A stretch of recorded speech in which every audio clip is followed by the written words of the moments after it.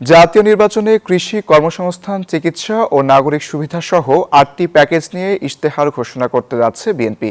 বিশ্লেষকদের মতে ৩১ দফা ও জুলাই সনদ দুটো ভিত্তিকেই এবার বড় ধরনের কাঠামোগত সংস্কারের রূপরেখায় আনতে চায় দলটি।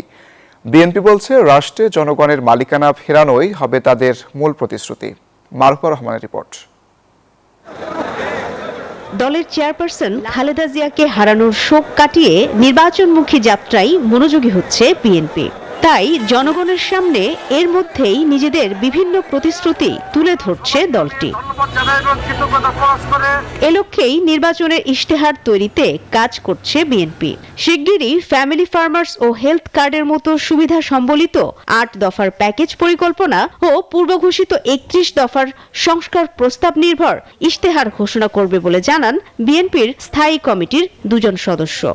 প্রাথমিক স্বাস্থ্যসেবা বিনামূল্যে, এটা তো বড় ধরনের একটা খরচ। এটা শুধু প্রাথমিক স্বাস্থ্যসেবা বিনামূল্যে পাচ্ছে না, সে যে টাকাটা সে বাঁচাচ্ছে সেখান থেকে সেভ করছে, সেটা কিন্তু টাকাটা তার পকেটে থেকে যাচ্ছে।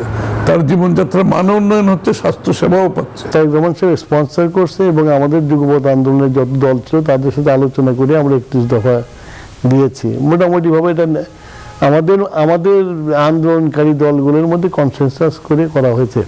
পদ্মা সেতু, মেট্রো রেল এবং এলিভেটেড এক্সপ্রেসওয়ে নির্মাণের গর্বিত অংশীদার বসুন্ধরা সিমেন্ট।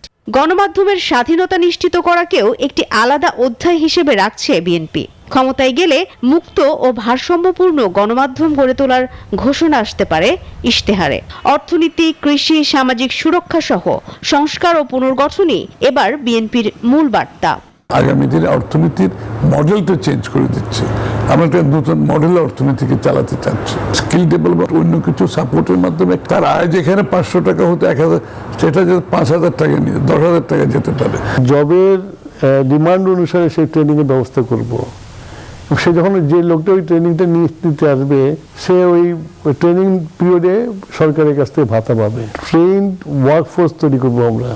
ইশতেহার প্রকাশের আনুষ্ঠানিক তারিখ এখনো ঘোষণা করা হয়নি। তবে দলীয় নেতারা জানান, একটি স্বচ্ছ ও অন্তর্ভুক্তিমূলক রাষ্ট্র কাঠামো তৈরির অঙ্গীকারই এবারকার ইশতেহারের মূল দর্শন হবে।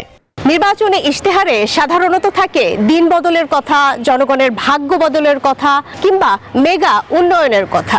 বিএনপি অবশ্য এবার বলছে, বড় কোনো চমক নয়, সাধারণ মানুষের জন্য পরিবর্তন, পুনর্গঠনের পরিকল্পনা আছে। প্রস্তাবগুলো কতটা বাস্তবসম্মত এবং ভোটারদের আকৃষ্ট করতে পারে, সেটাই এখন দেখার বিষয়। মারুফা রহমান, নিউজ 24, ঢাকা।